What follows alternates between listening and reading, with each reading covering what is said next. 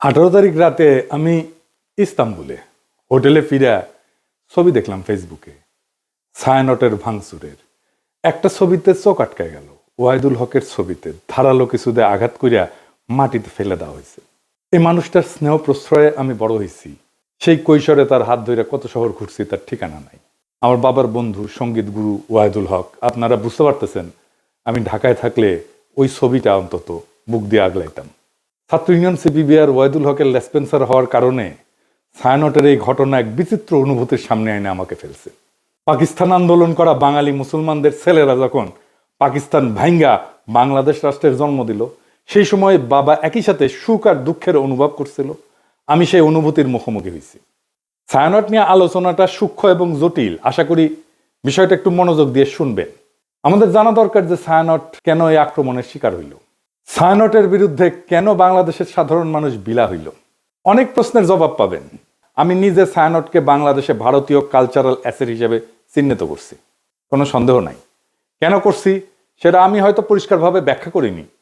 আজকে সেই ব্যাখ্যাটাও আপনারা পাইবেন। আসেন আল্লাহর নামে শুরু করি। ওয়াহিদুল হককে আমি ওয়াহিদ কাকু বলে ডাকতাম। আমার সাথে ওয়াহিদ কাকুর সম্পর্ক ওনার মৃত্যু পর্যন্ত অক্ষুণ্ণ ছিল। টক ঝাল মিষ্টি সেই সম্পর্ককে এখন আমি মিস করি। ওনার মৃত্যুর পরে আমি ফেসবুকে একটা নোট আকারে লেখা লিখছিলাম, ওয়াহিদুল হক তারুণ্যের শুভবোধনের ঋত্বিক। আমি জানি না ওই লেখাটা আমি আর খুঁজে পেলাম না, কারো কাছে যদি থাকে আমার একটু খোঁজ দিয়েন। আমার জীবনে যে বিচিত্র অভিজ্ঞতা হয়েছে, অসংখ্য মানুষের সাথে মিশছি, সেই কারণেই ভাঙ্গু সেকুলারদের কালচারাল আর পলিটিক্যাল স্ফেয়ারের অন্দরবহনের খবর আমি জানি, ক্রিটিক্যালি অ্যানালাইজ করতে পারি। তার কারণ ওই ক্ষুদ্রকাল থেকে আমার এই ওরিয়েন্টেশনের সাথে আমি যুক্ত। এই কারণে আমি জানি ঠিক কোথায় ওদের উইক পয়েন্ট আর কোথায় তাদের শক্তির দিক। তবে আমি যেহেতু গান গাইতে পারতাম না, আমি তো অসুর, মানে সুর নাই আর কি, আমি রবীন্দ্রনাথের লেখা বুঝতে চাইতাম, তার জ্ঞানতাত্ত্বিক উৎস খোঁজার চেষ্টা করতাম। জ্ঞানতত্ত্ব মানে হইতেছে আমি যেটাকে সত্য জ্ঞান বলে মানতেছি সেটা আসতেছে কোন জায়গা থেকে। এই জায়গাগুলোকে বলা হয় জ্ঞানতাত্ত্বিক উৎস বা এপিস্টেমিক সোর্সেস, দর্শনের ভাষা। মানে এই গানটা কি বুঝায়, মানে ধরেন তুই ফেলে এসেছিস কারে মন মন রে আমার, তাই জনম গেল শান্তি পেলি না রে মন মন রে আমার। অথবা ধরেন প্রাণ চায় চক্ষু না চায়, মরে একিতর দুস্তর লজ্জা, সুন্দর এসে ফিরে যায় তবে কার লাগে মিথ্যায় শয্যা। মুখে নাহি নিঃস্বরে ভাস, দহে অন্তরে নির্বাক বহ্নি, ওষ থেকে নিষ্ঠুর হাস, তব মর্মে যে ক্রন্দন তন্নি। মাল্য যে দংশিছে হায়, তবে শয্যা যে কণ্টক শয্যা, মিলন সমুদ্র বেলায় চির বিচ্ছেদ জর্জর মজ্জা। আহা কি মধুর! মনে করিছেন এটা প্রেম প্রীতির গান?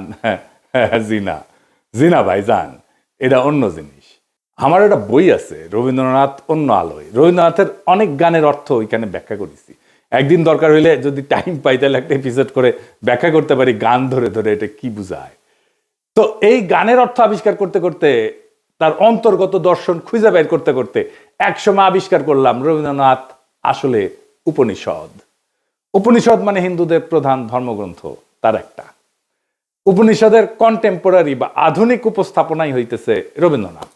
ওয়াহিদ কাকুর সাথে আলাপগুলা করতেই পারতাম না, আমাকে এই উপনিষদ আর রবীন্দ্রনাথ সংক্রান্ত আলাপগুলা করতেই দিতেন না। একদিন আমি বললাম যে কাকু, ওই যে যদি ঝড়েরও মেঘেরও মতো আমি ধাই চঞ্চল অন্তর, তবে দয়া করো হে ঈশ্বর, এই গানটা তো ঋগ্বেদে, যদে আমি প্রস্ফুরণ নিব ধৃতির নাম আদো আদ্রিবহ, এটার অনুবাদ। ওয়াহিদ কাকু ভীষণ রেগে উঠে বললেন, তুই আর একটা ঋগ্বেদের শ্লোক অনুবাদ করে গান লিখে আন, দেখি কেমনে পারিস। তো বেদ আর উপনিষদের সাথে রবীন্দ্রনাথের লেখার অদ্ভুত সাজুজ্যের কথা বললেই ওয়াহিদ কাকু এইভাবে চেতে যেতেন। আমি বলতাম, বুড়া চেতে কেন? পরে বলছি, ক্ষুদ্রকালে আমি রবীন্দ্রনাথের রাজনীতির গুরু উদ্দেশ্য খুব পরিষ্কারভাবে ধরে ফেলছিলাম। উপনিষদ ঋগ্বেদ পড়তে বাধা নেই, অবশ্যই বাধা নেই, নিশ্চয়ই জ্ঞান অর্জনের জন্য ধর্মগ্রন্থ পড়া উচিত, আলোচনা করা উচিত। আমি সবাইকে উৎসাহ দিই পড়তে সব ধর্মগ্রন্থই, কিন্তু সেটাকে রবীন্দ্রনাথের মুড়ায় পরিবেশনের উদ্দেশ্যটা কি? এইখানে আপনি ছায়ানট প্রতিষ্ঠার উদ্দেশ্য বুঝতে পারবেন। কি সেটা? উদ্দেশ্য হইতেছে এই যে ইন্ডিয়া চায় বাংলাদেশের মুসলমান ধর্মে মুসলমান থাকুক নামে, কিন্তু সে তার ইনার সেলফে, ভিতরে অন্তর্গতভাবে সে ধারণ করবে হিন্দু ওয়ার্ল্ড ভিউ, হিন্দু বিশ্বদৃষ্টি। আপনি দেখেন যারা রবীন্দ্র অনুরাগী তাদের মধ্যে আপনি মুসলমানদের সহজাত সাহস, শক্তিময়তা, অ্যাডভেঞ্চার প্রিয়তা, দুর্দমনীয় একরোখা মনোভাব খুঁজেই পাবেন না। তারা রাষ্ট্রের সার্বভৌমত্ব লুট হয়ে যাইতেছে, সেখানে সিল করে বেড়ায়, ফুল লতা পাতা নিয়ে বসে আছে, মনে মনে ভাবে বাংলাদেশ ভারতের একটা প্রদেশ হয়ে গেলে তো ভালোই। একজন গভীরভাবে প্র্যাকটিসিং মুসলমান একই সাথে গভীরভাবে রবীন্দ্র অনুরাগী আপনি খুঁজে পাবেন কিনা আমার খুব সন্দেহ আছে। খুব রেয়ার হয়তো খুঁজে পেতে পারেন, খুবই রেয়ার। রবীন্দ্রনাথকে বাংলাদেশের এলিটরা গ্রহণ করছে, সাধারণ মানুষ কখনোই গ্রহণ করেনি এই কারণেই। এই জন্যই এলিটরা ভারতমুখী, এই জন্যই এলিটরা ফ্যাসিবাদের খুঁটি। আমাদের ডিজাস্টার হয়েছে আমার সোনার বাংলাকে জাতীয় সঙ্গীত করার সময়। রবীন্দ্রনাথকে পলিটিক্যাল আর সোভারেন প্রোটেকশন দেওয়া হয়েছে এবং তাকে পবিত্রতা দেওয়া হয়েছে এই জাতীয় সঙ্গীত করার কারণে। দ্বিতীয় কারণ হইতেছে আমাদের রাজনৈতিক জনগোষ্ঠী হিসেবে এটা ক্রিস্টালাইজ হওয়াটাকে বাধা দেয় রবীন্দ্রনাথ। কিভাবে? রবীন্দ্রনাথ বাংলাদেশের যেটা ডমিনেন্ট মুসলিম কালচার, এটাকে পলিটিক্যাল ক্রিস্টালাইজেশনের পথে বাধা হইয়া দাঁড়ায়। আমি একটা উদাহরণ দিই, খুব বাস্তব উদাহরণ। সারা দুনিয়ায় আপনি ইন্ডিয়ানরা দেখছেন না, যারা বাইরে থাকেন তারা দেখছেন ইন্ডিয়ানদেরকে। তাদের নানা পার্টি আছে, নানা দল আছে, কংগ্রেস আছে, সিপিএম আছে, বিজেপি আছে, এটা সেটা আছে, মেলা দল আছে, কিন্তু রাজনৈতিক মত পার্থক্য আছে। কিন্তু তা সত্ত্বেও ভারতের প্রশ্নে একটা রাষ্ট্র প্রশ্নে প্রবল হিন্দুত্ববাদ চলতেছে ভারতের। তারপরেও দেখেন মোদি ভারতীয় কমিউনিস্টদের সাথে ব্যক্তিগত সময় কাটায়, হাসি ঠাট্টা করে। আমরা পারি না কেন? আমরা কেন বিভক্ত? আমরা কেন রাজনৈতিক মত পার্থক্য সত্ত্বেও রাষ্ট্র স্বার্থে এক হইতে পারি না? আমাদের রাষ্ট্র প্রশ্নে একটা হইতে রবীন্দ্রনাথ বাধা দেয়। রবীন্দ্রনাথ যে ওয়ার্ল্ড ভিউ, সেখানে মুসলমান থাকতে পারে না, থাকা সম্ভব না, রবীন্দ্রনাথের লেখালেখির মধ্যে নাই। তাই রবীন্দ্রনাথ প্রভাবিত আমাদের কল্পিত রাজনৈতিক জনগোষ্ঠীর মধ্যে দাড়ি টুপি পরা সাধারণ মুসলমান জায়গা করে নিতে পারে না। অবচেতনে আমাদের এলিটদের রবীন্দ্রনাথ ভাবতে শেখায় ওরা আমাদের মতো না, ওরা আদার। রবীন্দ্রনাথ ভারতে হিন্দু ধর্মকে ভালোবাসতে শেখায়, রবীন্দ্রনাথ বাংলাদেশে মুসলমানদের আদার করে ঘৃণা করতে শেখায়। আপনি একই সাথে উপনিষদ আর কোরআনের গ্লোবাল ভিউকে এক করতে পারবেন না। আপনি কোএক্সিস্ট করতে পারবেন, সহাবস্থান করাইতে পারবেন, কিন্তু এক করতে পারবেন না, এটা অসম্ভব। কিন্তু ইন্ডিয়ানরা চায় এক করে দিতে, এই প্রগতিশীলরা চায় এক করে দিতে, এই ছায়ানট চায় এক করে দিতে। বাংলাদেশে যে রবীন্দ্রনাথ প্রজেক্ট, এটা সঙ্গোপনে হিন্দু ধর্মের ওয়ার্ল্ড ভিউ ঢুকায় দেওয়ার প্রজেক্ট। বাংলাদেশের মুসলমানদের মধ্যে হিন্দু ওয়ার্ল্ড ভিউ আর হিন্দুদের মধ্যে মুসলমান ওয়ার্ল্ড ভিউ ঢুকাই দিলে সমস্যার সমাধান হবে না তো। হিন্দুকে আধা মুসলমান আর মুসলমানদেরকে আধা হিন্দু বানাইলে সমস্যা মিটবে না, সমস্যা বাড়বে। হিন্দুকে হিন্দুই রাখতে হবে, মুসলমানকে মুসলমানই রাখতে হবে। দুই ধর্ম কোএক্সিস্ট করবে, একসাথে থাকবে। দুই ধর্মের ওয়ার্ল্ড ভিউ বা বিশ্ব দেখার দৃষ্টিভঙ্গি কিভাবে আলাদা আর একটু গভীরে যায় বুঝি, সবার একটু মনে থাকবে। তাইলে একেবারে উদাহরণ দিয়া খেয়াল রাখবেন, আমি ভালো বা খারাপ বলতেছি না, কিন্তু বলতেছি আলাদা, দুইটা আলাদা। ধরেন প্রশ্নটা হইতেছে যে দুনিয়াটা কি আসলে, দুনিয়াটাকে এক না বহু? এডিটর সাহেব এটা উপরে লেখেন, দুনিয়াটা এক না বহু। এখন হিন্দু বিশ্ব দৃষ্টিভঙ্গি এটাতে বলে দুনিয়াটা বহু স্তরের, অনেকগুলো স্তর, এটা চক্রাকারে চলমান, সৃষ্টি স্থিতি প্রলয় বারবার ঘটে। সময় ঘড়ির মতো না, সময় ঘড়ির মতো সরল রেখায় যায় না, বরং চাকার মতো। মানে হিন্দু ধর্মে কিন্তু মৃত্যুর পরে আবার জন্ম আছে, জন্মান্তর আছে, আবার জন্ম নেয়, এটি স্বাভাবিক চক্র। আজ যেটা হইতেছে সেটা আগে ঘটছে, একই জিনিস ভবিষ্যতেও ঘটবে, কারণ চক্রাকারে সময় চলে চক্রাকারে। তার মানে পৃথিবী বহুবার সৃষ্টি হয়েছে, বহুবার ধ্বংস হয়েছে, আবারও ধ্বংস হবে। আচ্ছা, এইবারে ইসলামী ওয়ার্ল্ড ভিউ, এখানে বিশ্ব একবারই সৃষ্টি, কিয়ামত একবারই হবে, সময় সোজা লাইনের মতো, সৃষ্টি, জীবন, বিচার, পরকাল, সিম্পল, সিরাতুল মুস্তাকিম। ইতিহাসের একটা শুরু আছে এবং শেষ আছে। এইবার আসেন মানুষ প্রসঙ্গে। মানুষ আসলে কে? মানুষ কি সোল, আত্মাটাই মানুষ, নাকি দায়িত্বশীল ব্যক্তিটা মানুষ? এখানে হিন্দু ওয়ার্ল্ড ভিউ বলে, এদিকে লেখেন, মানুষ মূলত আত্মা, আত্মন বলে সংস্কৃতে। শরীর বদলায়, আত্মা থাকে। আত্মার লক্ষ্য হচ্ছে মুক্তি বা মোক্ষ। আমি এটা মুক্তিযুদ্ধ নিয়ে একটা আলাপটা করছিলাম। এই জগৎ থেকে বাইরে যাওয়ার সহজ উদাহরণ, কারণ এই চক্রের মধ্যে আপনি যখন ঢুকে গেছেন, এটা বাইরে হতে পারলে আপনার মোক্ষ ঘটে না। আপনি একটা পোশাক খুলে আর একটা পোশাক করলেন, পোশাক বদলাইলেন, কিন্তু আপনি বদলাইলেন না তো, তাই না? এই আত্মাই আসলে শরীর বদলায়। আমার মধ্যে যে আত্মা আছে হিন্দু ধর্ম অনুযায়ী, এই আত্মা অনেক দিন থেকে চলে আসতেছে, আমার শরীরে আছে। এখন আমার শরীরটা মরে যাবে, কিন্তু আত্মা বেঁচে থাকবে। এই আত্মার একজন আর একটা শরীরে ঢুকবে, জন্মের নতুন জন্মের মধ্যে দিয়ে, এটাই জন্মান্তর। ওই জন্মে আমি কি হব, সেটা হবে আমি এই জন্মে যত পাপ বা পুণ্য করছি সেটার উপরে ভিত্তি করে আমি বড় লোক হব, গরিব হব, ব্রাহ্মণ হব, শূদ্র হব, যেটা খুশি। এবার ইসলামী ওয়ার্ল্ড ভিউ, মানুষ একক এবং অনন্য ব্যক্তি, এবং এই একটাই জীবনের একমাত্র সুযোগ, এটাই লক্ষ্য। জবাবদিহির মাধ্যমে ন্যায় ভিত্তিক জীবনযাপন করে আমি পরকালে অক্ষয় শান্তি লাভ করতে পারি। এখানে কোনো সেকেন্ড চান্স নাই। আচ্ছা, ভালো কাজ মন্দ কাজ এটা কিভাবে কাজ করে Hindu world view? Hindu world view এটা কর্মফল, মানে আমি যা কাজ করি সেইটার ফল, এটার ভালো মন্দের ফল স্বয়ংক্রিয়, এটা কেউ বিচারক না। কিন্তু দেখেন সেকুলার এবং বামপন্থীরা ওরা কিন্তু একটা কথা বলে, কার্মা ইজ এ বিচ, এই কথা বলে না, মানে কর্মফল, বুঝছেন? ওরা যে আসলে হিন্দু কালচারটাই নেয়, সেটাই হচ্ছে এই কথা। দেখেন অনেকে এটা বলে, আপনি দেখবেন আওয়ামী লীগ টাওয়ামী লীগ বাম টাম এগুলা যারা আছে প্রগতিশীল তারা এটা বলে কার্মা ইজ এ বিচ। তার মানে কর্ম আসলে ফলটা দেয়, কর্মই ফলটা দেয়। আমি যেটা করতেছি এটাই ফল দিবে। ফল পেতে এই জন্মে না হলেও পরের জন্মে আমি ফল পাবো। এমন একটা পাপের জন্ম হবে পরের জন্মে, ওইখানে যে আমি আমার এই আজকের কর্মের ফলটা আমি ওইখানে পাবো, এটা কর্মফল। ইসলামী ওয়ার্ল্ড ভিউটা কি? ভালো মন্দের নৈতিক হিসাব আছে এবং বিচারক খোদা তাআলা, আল্লাহ তাআলা। ইচ্ছা, নিয়ত, প্রেক্ষাপট, এখানে সবকিছু বিবেচনায় আছে, ভালো মন্দের বিবেচনায়। 4 নাম্বার, সমাজে আসলে বৈষম্যকে কিভাবে দেখা হয় হিন্দু ওয়ার্ল্ড ভিউ। হিন্দু ধর্মে তো আপনি জানেন যে জাতিভিত্তিক ভাগ আছে আর কি, মানে ব্রাহ্মণ সবার উপরে, শূদ্র সবার নিচে, আমি বলে ব্রাহ্মণ, এটা মাথায় রেখে।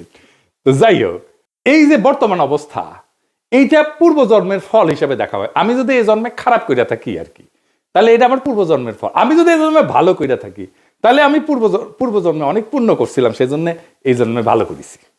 সো হিন্দু ওয়ার্ল্ড ভিউয়ে মানুষ উঁচু নিচু জাত হয়ে জন্মায়, জন্ম থেকেই সে উঁচু বংশের অথবা নিচু বংশের। এইবার ইসলামী ওয়ার্ল্ড ভিউয়ে কি বলে? মানুষ জন্মগতভাবে সমান, সমান মর্যাদার। এইখানে যে ধনী গরিব বা মানুষের কষ্ট আছে, এটা একটা পরীক্ষা, ইহ জগতে পরীক্ষা। এবং ইসলাম ধর্মে অন্যায় দেখলে নীরব থাকাটা পাপ, গুনাহ।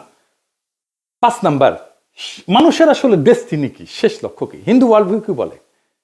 মানুষের শেষ লক্ষ্য হচ্ছে এই জগতের বন্ধন ছিন্ন করা। মানে এই যে চক্রাকারে যে চক্রের মধ্যে পড়ে গেছি না, ওই যে বলে না চক্করের মধ্যে পড়ে গেছি, এইটাই হইতেছে হিন্দু ওয়ার্ল্ড ভিউ। চক্করের মধ্যে পড়ে গেছে, এখান থেকে চক্কর সেটা বাইরে হয়ে গেলে এটাই হচ্ছে মোক্ষ, মুক্তি।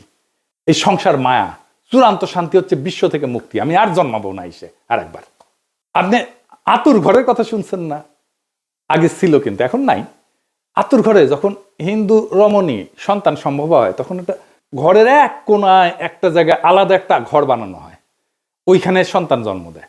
কেন? কারণ এই জন্মটাই তো পাপ একটা, জন্মই আমার আজন্ম পাপ, একটা কথা আছে দাউদ হায়দারের, এটা বই ছিল না, জন্মটাই আমার আজন্ম পাপ। এটা হিন্দু ওয়ার্ল্ড ভিউ। তাই জন্মটা যেহেতু পাপ এবং জন্মটা যেহেতু অপবিত্র, সেজন্য তাকে দূরে রেখে জন্মটা দিতে হয়। বুঝেছ? আচ্ছা, আর ইসলামী ওয়ার্ল্ড ভিউ কি? জগৎ মায়া না, এই দুনিয়াটা রিয়াল, এই দুনিয়াতে ন্যায় প্রতিষ্ঠা করাটাই কাজ। সমাজ, রাজনীতি, অর্থনীতি সব গুরুত্বপূর্ণ, এই দুনিয়া ইহজগৎ খুব গুরুত্বপূর্ণ। পরকালটাকে এই জীবনে ইহজগতে যা করছি সেইটার আমি ফয়সালা পাবো, বিচার হবে। তারপরে তার সেই অনুযায়ী আমি হয় বেহেশতে যাব অথবা দোজখে পড়ব। এই বিশ্ব একটা নৈতিক পরীক্ষা। মানুষ আল্লাহ তাআলার এক দায়িত্বশীল সৃষ্টি, যাকে পাঠানো হয়েছে দুনিয়াতে তার খলিফা কইরা। এটা একটা স্পিরিচুয়াল জার্নি, এটা কমপ্লিট করার জন্য। কমপ্লিট হয় হাসরের ময়দানে, বিচারের সামনে যায়। কারণ প্রশ্ন হইতে পারে, তাহলে কি হিন্দু মুসলমান একসাথে একটা রাষ্ট্র বা সমাজে থাকতে পারবে না? হিন্দু মুসলমান দুই ধর্মের মানুষ কিভাবে তাদের স্বাতন্ত্র্য বজায় রেখে একসাথে শান্তিতে থাকতে পারবে? সেটার রাজনৈতিক সমাধান বের করতে হয় তো রাষ্ট্রকে। এর চাইতে বড় কাজ তো ভারতীয় উপমহাদেশে আর নাই। কিন্তু আগে সিদ্ধান্ত নিতে হবে, আমরা শান্তিতে থাকতে চাই। সিদ্ধান্ত নিলে পথ বের হবে, পথ আছে। চালাকি কোনো সমাধান না, সমাধান চালাকি করে বের করা যাবে না। হিন্দুকে আধা মুসলমান বা মুসলমানকে আধা হিন্দু বানায় না, এটা হবে না। এইটা করতে থাকলে একটা অনিবার্য রক্তাক্ত সংঘাতের দিকে আমরা যেতে থাকবো, সমস্যার সমাধান করবে না, আর কঠিন জটিল সংকটের দিকে জাতিকে নিয়ে যাবে। শুধু জাতিকে না, ভারতীয় উপমহাদেশকে নিয়ে যাবে।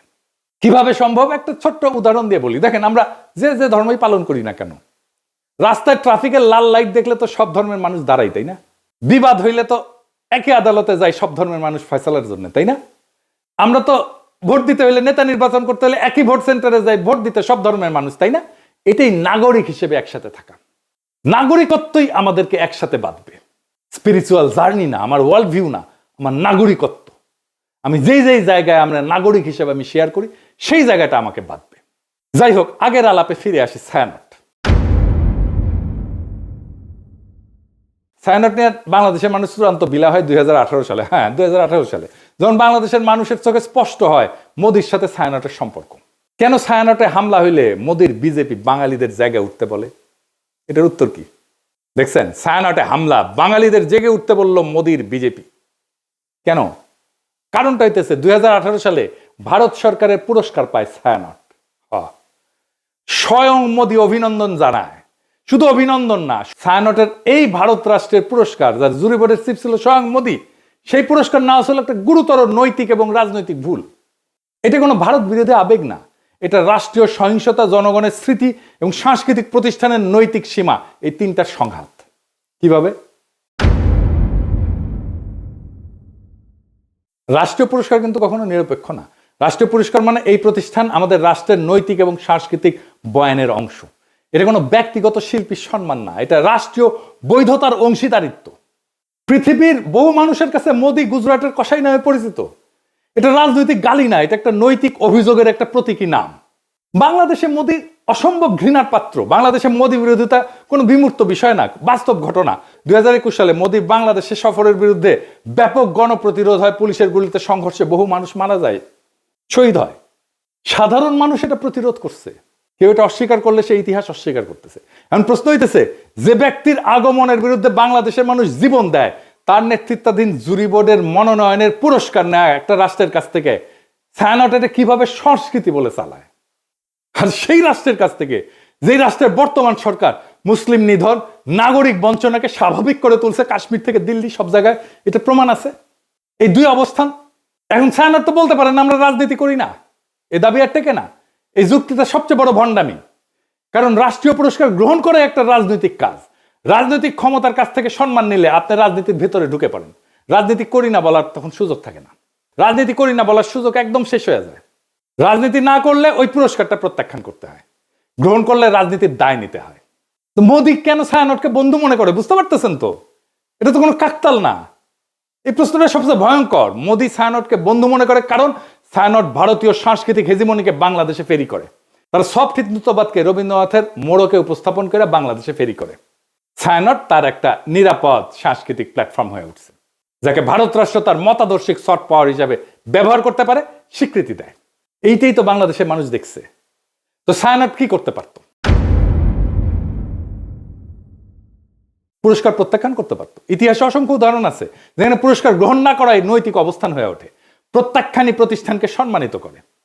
ছায়ানট যদি বলতো বাংলাদেশের জনগণের স্মৃতি এবং রক্তের ইতিহাসের কারণে আমরা এই রাষ্ট্রীয় পুরস্কার গ্রহণ করতেছি না, সেটাই হয়তো সবচেয়ে শক্তিশালী সাংস্কৃতিক বক্তব্য, সবচেয়ে বড় নৈতিক শিক্ষা, সবচেয়ে বড় আন্তর্জাতিকভাবে সম্মানজনক অবস্থান এবং দেশের মানুষের ভালোবাসা পাওয়ার রাস্তা।